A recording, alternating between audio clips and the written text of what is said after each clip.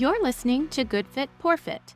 Our podcast is part of the UD Project, a small business rooted in occupational therapy that looks at how the design of a home environment impacts how well people of different ages and abilities perform everyday activities. We chat about this unique perspective to boost your knowledge and help you consider what can be changed in communities like yours. Learn more about our work at universaldesign.org. Hey there, listeners. I'm Grant Todd, and I am back for another episode on the Good Fit, Poor Fit podcast. If you haven't had time to listen to my first podcast, I am an occupational therapy student from the University of Central Arkansas in Conway, and I'm glad to be back. That's right, listeners. We're back for another episode with Grant, our wonderfully talented student who's working on a really awesome project that blends occupational therapy with design. Specifically, he's working on redoing his school's OT house to make it more universally designed. But we're not really here to talk about that today. Actually, today we're here to talk about something quite a bit more specific and something that Grant knows a lot about. So I'll throw it back to him to get us started. So today I will be diving deeper into one of my personally favorite aspects of a home, and that will be the cabinets. So let's get into the high-tech aspects, the low-tech, and even just some DIY options of just different accessible cabinets. Yeah, Grant, I'm really glad to dig into some of the details of this today because while we've generally talked about types of accessible cabinetry, and you talked a little bit about that in your first podcast, it will be nice to hear you talk about some of the additional details our listeners may find important. I will note that we will be sharing some product names and we have included helpful links in the show notes. So if you want to learn more about them after we talk about them, go ahead and check out our show notes. I think something to always remember is the why. No matter what you do, I think that is so important to remember. So, why do we have cabinets? Well, we have cabinets in order to hold necessary things in an accessible place at the user's convenience. Did I completely and absolutely come up with that on my own? Yes, I did. But if you break it down, that is what cabinets are used for.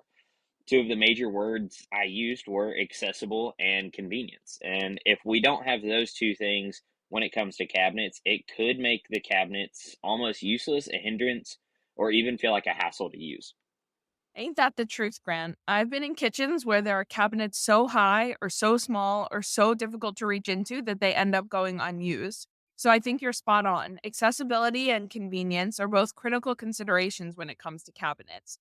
Can you share with our listeners some high tech solutions that can help make cabinets accessible and convenient? Yeah, so I'm going to keep it to my two favorite high tech solutions. Both are a style of wall cabinet lifts, and they're both electric powered. The most interesting one that I found is called the Granberg Verti, and I hope I pronounced that correctly. It follows a track system and it actually lowers the shelves down from inside the cabinet onto the countertop. The only bad thing about this, or the thing that I don't love, is that it doesn't come forward at all and it only comes straight down. So then you still have that distance on the counter that the user will have to cover in order to grab their items. The other one that I found is called the Designer Height Adjustable Electric Upper Cabinet. Very long name, but it is made by Accessible Construction. It works very similar to the Verdi. It runs on a track system, but instead of just dropping the shelves from inside the cabinet, it actually drops the whole cabinet straight down. So that way you can see the whole thing. Definitely two of my favorite and honestly just really cool designs. The biggest downside to both of these is cost, and that can make it very difficult for a consumer to have the desire to put this in their home. I know that the Verdi's price varies anywhere between 1,500 and 2,100 euros, while the designer height one can range anywhere between 2,500 to $4,000. The prices are all dependent upon your size, your specific model, and even other accessories that would come with it. The thing that can be even more troublesome with the Verdi is that there are zero Granberg dealers anywhere except for in Europe. So you might have to pay a lot for shipping. Luckily, there are plenty of other ways to solve the problems out there, and we can get into those later. Yeah, these are some really awesome products and technology. Like I'm glad people have thought about these.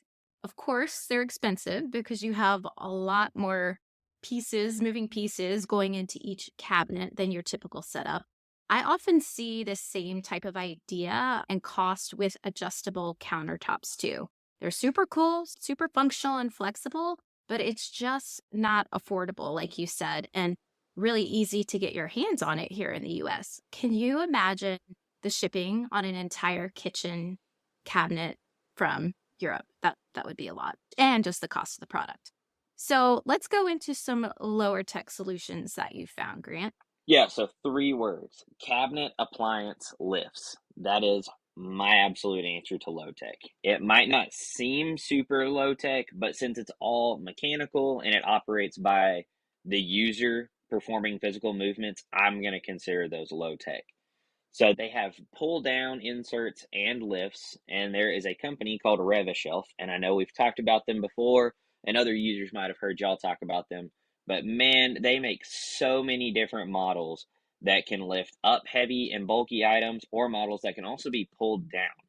Something that I've also found is kind of knockoff companies that make similar ones on Amazon that are a little bit cheaper, but still happen to be some pretty good quality.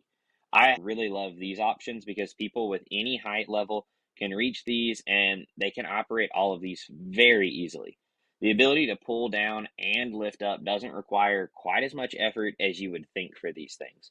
Plus, they can be operated with reachers or adapted with pulley ropes, and it just makes it a great option. The potential for organization on these is also really cool. Many come with dish holders already attached and other organizers similar to a dishwasher, while you can also buy some that are just your normal run of the mill straight up flat shelves. Now, some of these you may be wondering, what's the weight limit? Well, depending on the model, I'm going off of the knockoff Amazon one that I ordered, it can hold up to 55 pounds. It has an internal spring system, and based upon what you set those knobs at actually determines what the weight limit is.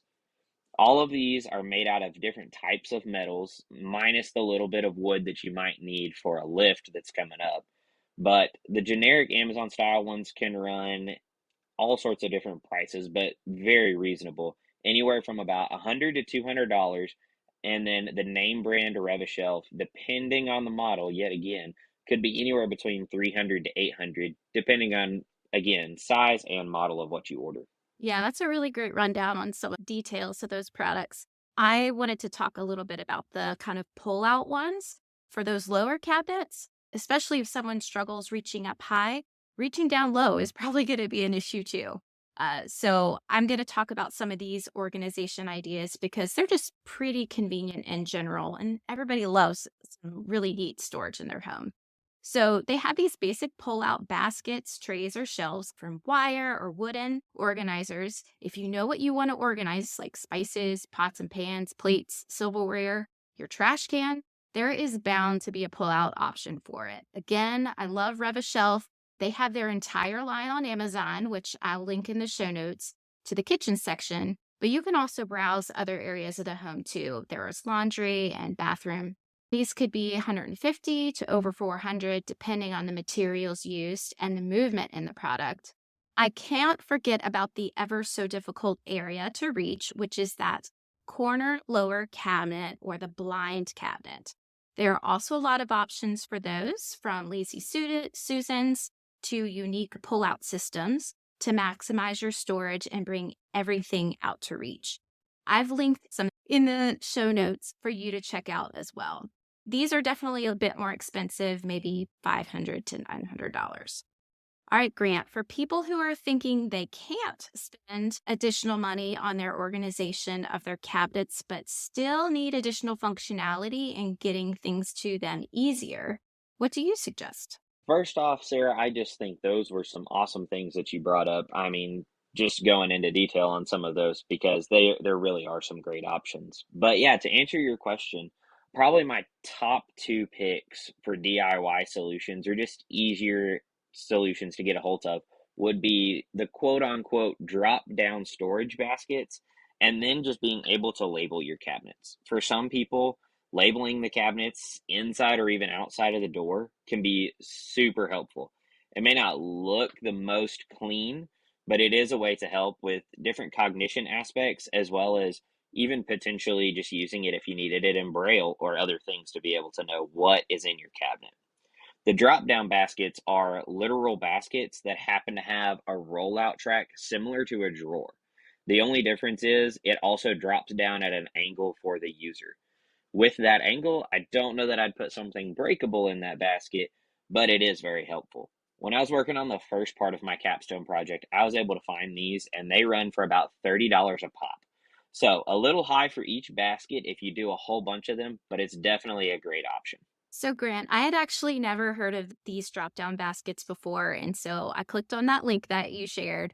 It's a really neat concept. When you first started talking, I was thinking you were actually talking about small baskets on shelves that you can buy at any store, but you can pull down off the shelf to bring it closer to you with your hands. Which now that we're talking about it, this could also be a low cost or DIY option.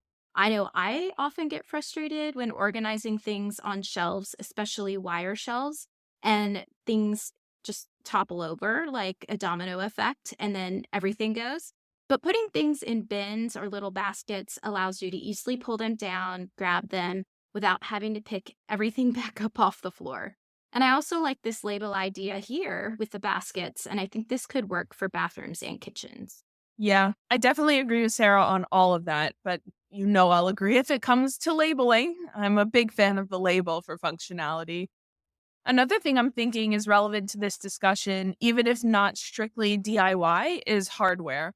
I tend to think of C or D cabinet pulls as more functional than knobs or cabinets that you have to get your finger behind the door to open.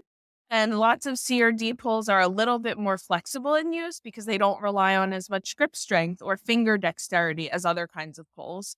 And don't even get me started on the pulls that look like T's and get caught on any piece of clothing or jewelry that you have hanging off of you. That is just not functional. Similarly, I also find the push to open mechanisms for drawers can be easier for some people because it doesn't really require any precise movement at all, like a pull of some sort would. There are also some mechanisms that have those nice soft closing drawers and doors too, which I tend to really like. For example, Richelieu has one that we'll link in the show notes. So, Grant, you've had a lot of experience with cabinets this semester and working on your capstone project and renovating this home on your campus. Not only did you design your own cabinet to work on with a motor, I know we're going to be talking about that maybe in our next episode, but I know you put a lot of effort into thinking about storage in general. Another option that I think people often forget about is paint color and contrast. Can you share a little bit to our listeners about what you would recommend for this DIY option as related to the color of the room? Yeah, so I actually just finished working through all of that in the overall project. So with the project, the goal was to spend the least amount of money possible. And so after I painted the walls of the whole house and everything, I ended up leaving the cabinets alone, which I didn't originally plan on. So I painted the house. I've been working on it in really clean graphite gray because I wanted a background color that would cause the white cabinets and the white doors and trim and everything else just to be able to pop. And I think that is the kicker for anyone, especially if they do find themselves with any kind of low vision situation. Just making sure that there is contrast from the cabinets into the wall is absolutely necessary, and sometimes even a color pop from the cabinets to the countertops. Luckily, the countertops I was working with was also a shade of white, which I left alone. But I debated for a while about painting all of the cabinets almost a sage green to be able to have that different contrast of colors throughout. Now, paint is not the end all be all when it comes to contrast for cabinets. The hardware also needs to be a contrasting color. I did black handles against the white cabinets so that it would stick out, and did all of the cabinet hardware the same style, size, and color. Now, it must be said that it is always the final say of the end user. If there are any certain colors that pop and create a contrast that works for you, that is what you should go with, not just the colors that I've said today. The goal of talking about this is to stir the idea of making sure that you think about contrasting colors against walls, other important items during your next remodel, house build, or even your next Saturday afternoon project. And yes, Sarah, I know you mentioned my cabinet that I worked on. And I am very much looking forward to talking about that and sharing that with the listeners. But I think I'm going to hold on to some of that information until the next episode.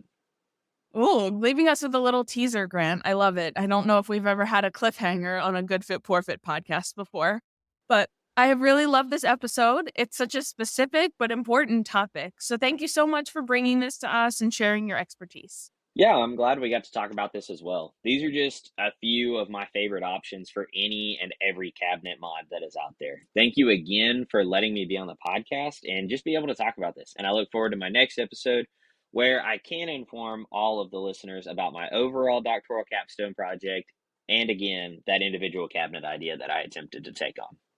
Awesome. Yeah. Thanks, Grant, for sharing all of your knowledge. And listeners, we look forward to sharing more important information in the upcoming weeks. Have a great day. Thanks for listening to Good Fit, Poor Fit. If you want to learn more, first, find more episodes with transcripts and show notes at goodfitpoorfit.com. Don't forget to subscribe. Second, check out our courses at go.universaldesign.org. We cover housing topics like advocacy, collaboration, home modification, universal design, and task adaptations. Lastly, if you have questions or topics you'd like us to discuss, email us at podcast@universaldesign.org. Thanks for fitting us into your day.